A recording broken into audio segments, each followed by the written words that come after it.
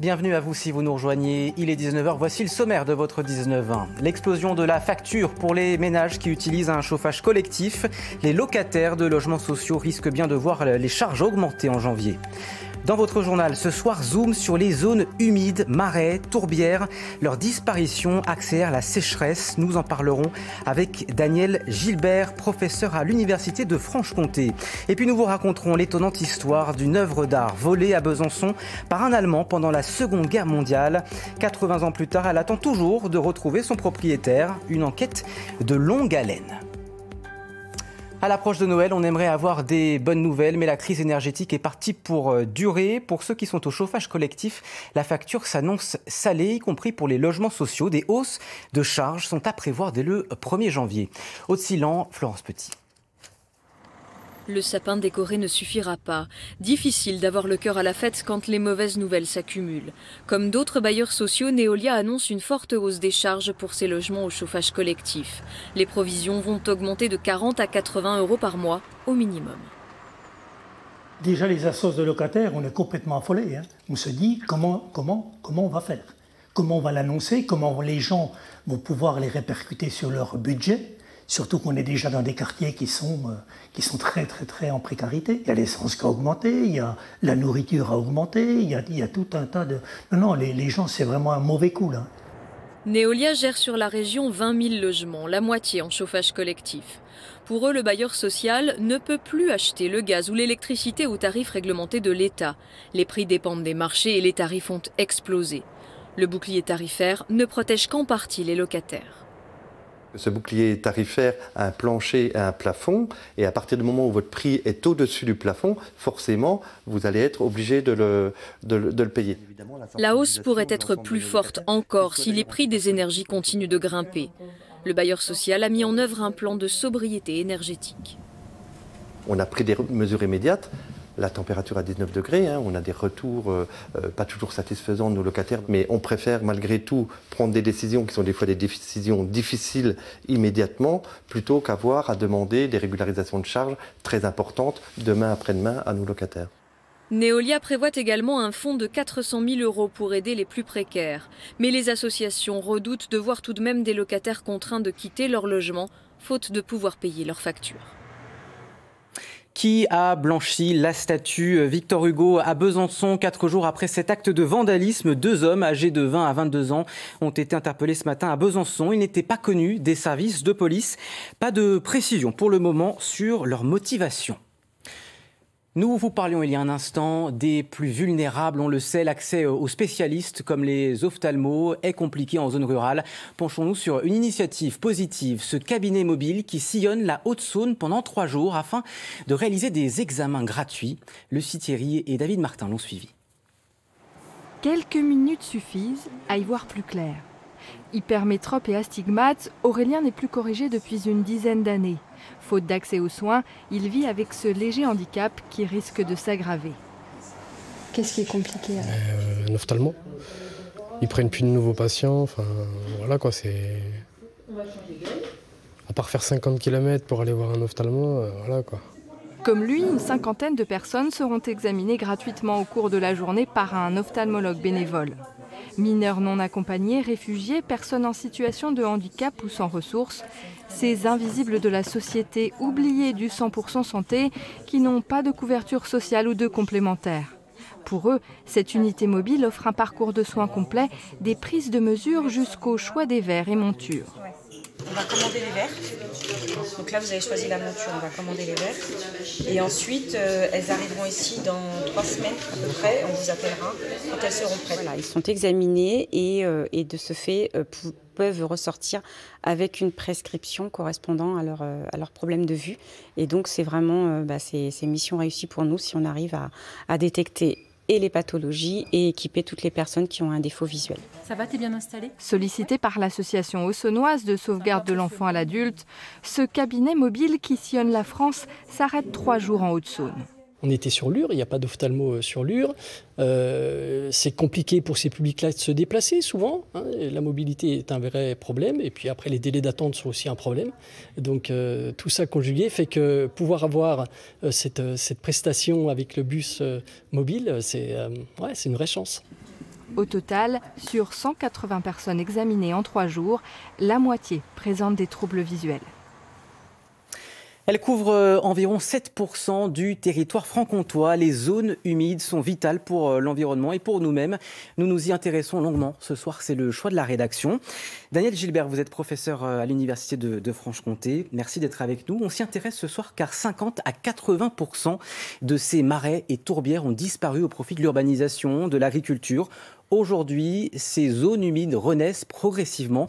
On regarde les précisions d'Inès Taïeb et on en parle juste après. Regardez bien, le marais du Châtelet dans le Jura, c'était il y a 10 ans, complètement asséché. Voici ce même marais, des années plus tard, après des travaux de réhabilitation. La Lemme, la rivière, a enfin retrouvé ses méandres. Dans le massif jurassien, les tourbières renaissent peu à peu. Grâce à un vaste programme européen, 55 ont déjà été sauvés en l'espace de 7 ans. Redessiner des rivières, installer des palissades pour retenir l'eau, de très gros travaux sont nécessaires pour restaurer nos tourbières. Un nouveau programme de 12 millions d'euros démarre bientôt, financé à 60% par l'Union européenne. Objectif, réhabiliter 70 tourbières. Tout un écosystème à remettre sur pied. Daniel Gilbert, vous êtes justement un spécialiste de ces zones humides. On le voit, 12 millions d'euros, il y a encore beaucoup de travail, mais à quoi servent ces zones humides ? Alors les zones humides, elles sont importantes pour 3 raisons. Celle que l'on connaît bien, c'est la biodiversité. Ce sont des espaces qui abritent des espèces particulières qu'on trouve que là, des espèces qui ont l'habitude de l'eau, en quelque sorte. La deuxième chose, c'est l'eau. Les zones humides, comme leur nom le dit, sont humides, donc elles sont plus ou moins hydratées. Et elles jouent donc un rôle très important dans la rétention de l'eau. Ça veut dire qu'en fait, elles vont limiter les inondations quand il pleut beaucoup, parce qu'elles vont garder l'eau et empêcher que l'eau s'en aille plus bas pour inonder. Et en période de sécheresse, elles rendent l'eau.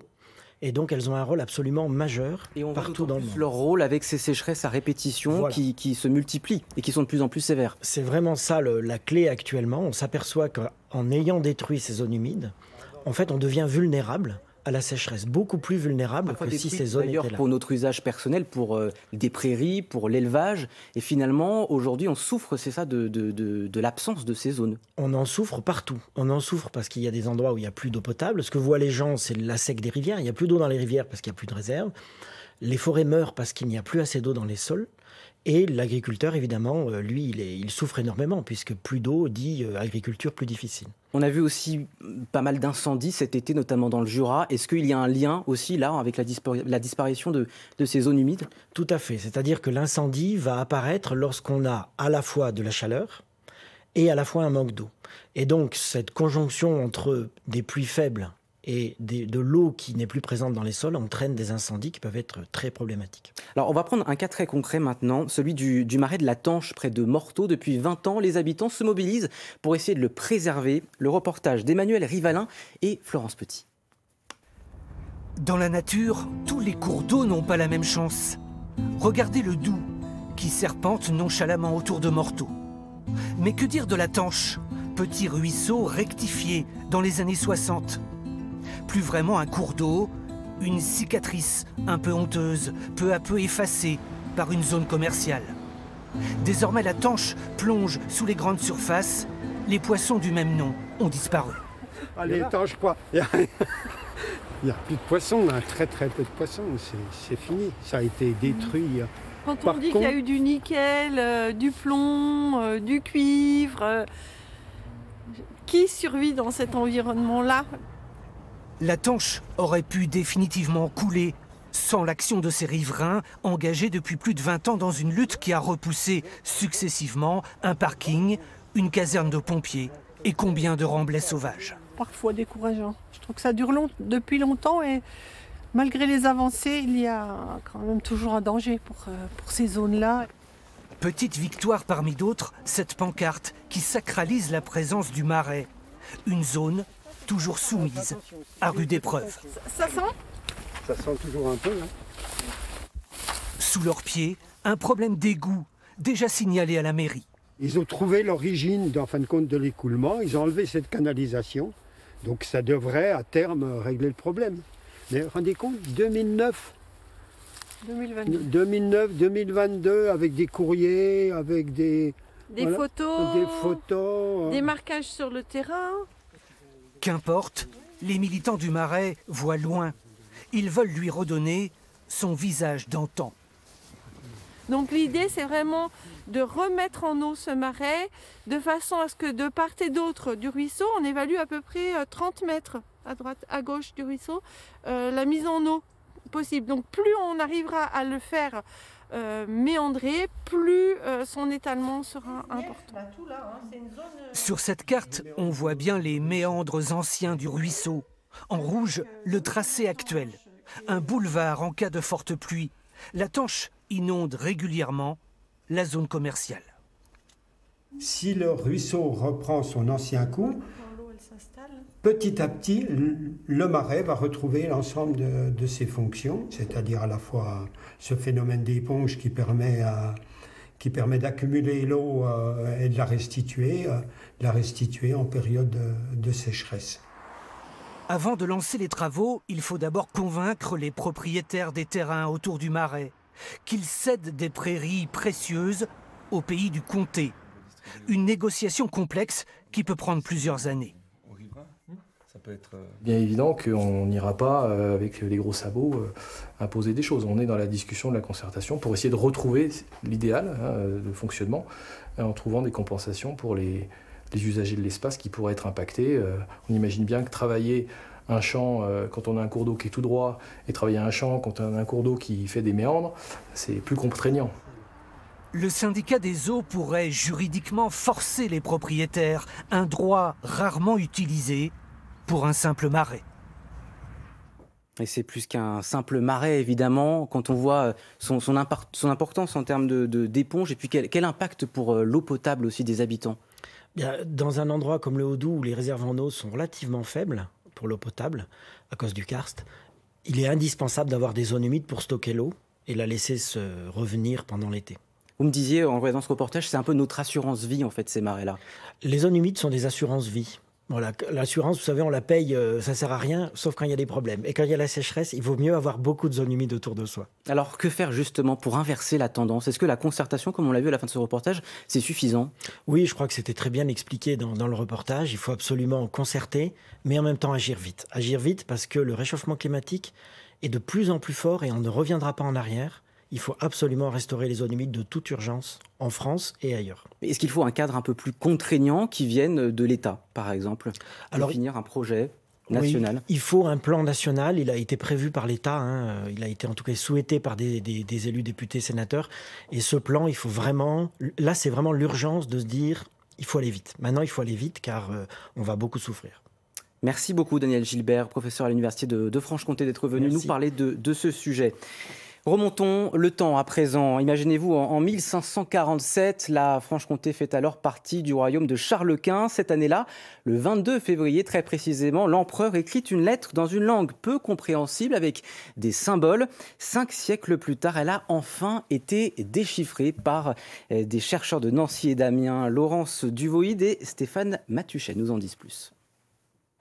Voici la lettre.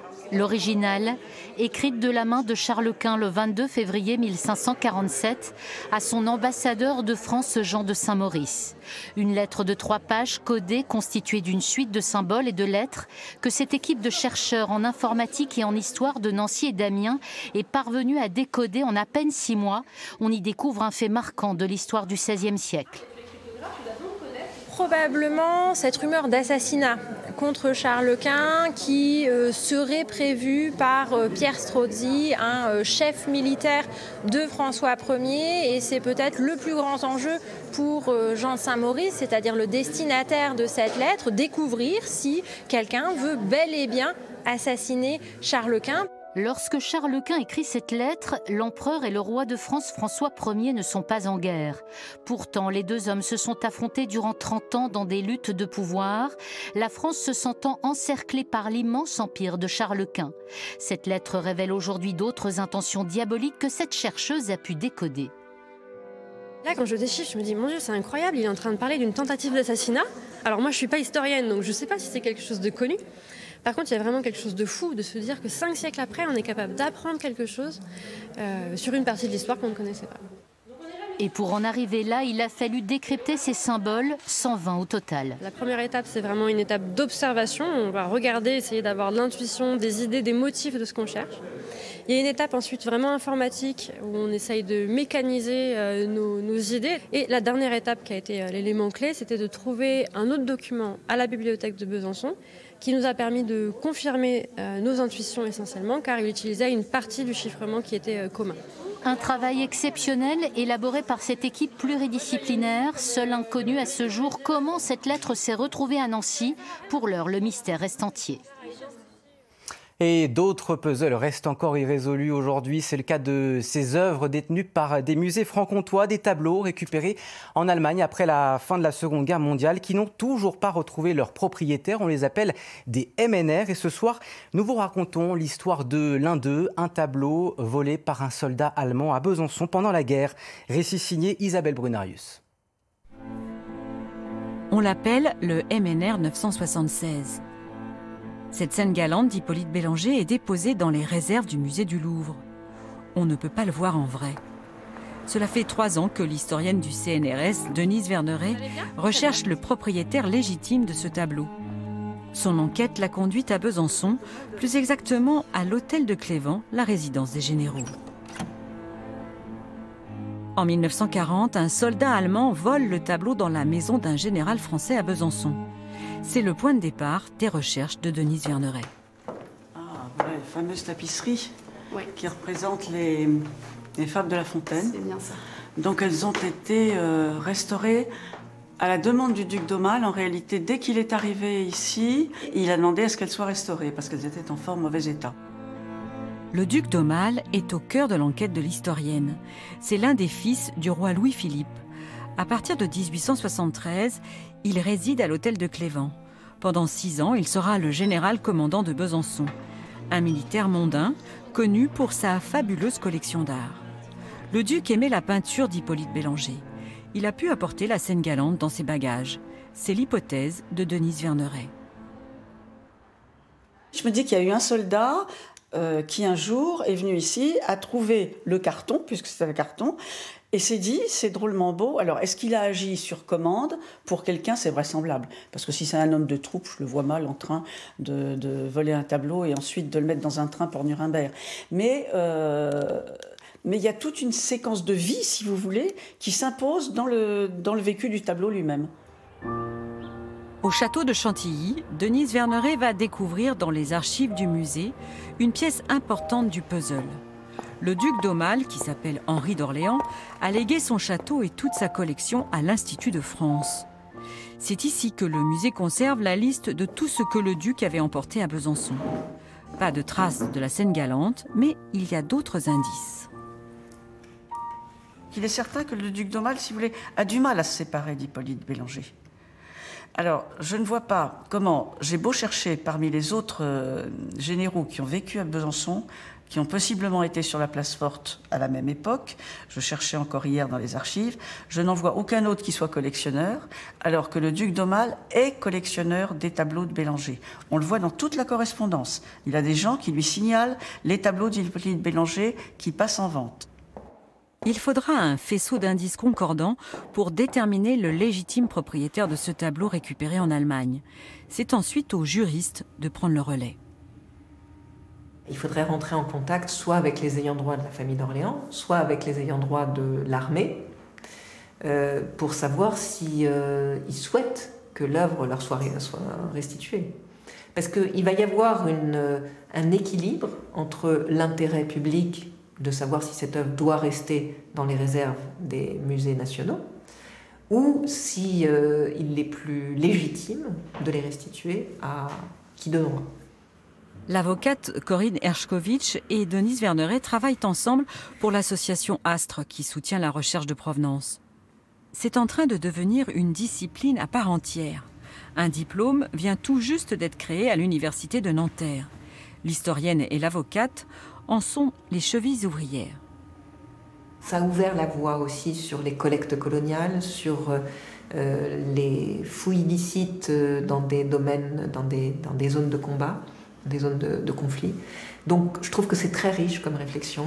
Et si on doit en garder quelque chose, c'est de travailler au maximum dans le sens d'une mise en place d'une bonne recherche de provenance, une vraie discipline.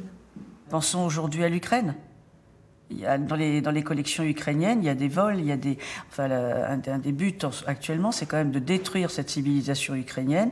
Et il n'y a pas mieux pour détruire une civilisation que détruire sa mémoire. Et quand on tue cette civilisation-là, quand on tue toute trace de cette civilisation, on tue des hommes en même temps. Qui se souviendra encore de cet enfant à la robe rouge, de ce tableau accroché dans le salon des grands-parents? Les œuvres d'art ont deux histoires. Il y a ce qu'elles montrent et ce qu'on ne voit pas lorsqu'elles passent de main en main. Le lien mémoriel s'effiloche, mais il devient un fil d'Ariane à remonter sans cesse. Il nous ouvre les yeux. Dans un instant, votre 19-1 national reviendra sur l'info du jour, les comptes de campagne d'Emmanuel Macron dans le viseur de la justice. Cela vaut pour les présidentielles de 2017 et 2022. Le parquet national financier a ouvert une information judiciaire. C'est la fin de ce journal. Merci d'avoir été avec nous. Très belle soirée sur France 3 et à demain. Retrouvez toute l'actualité de votre région sur bfc.france3.fr et sur l'application ici par France Bleu et France 3.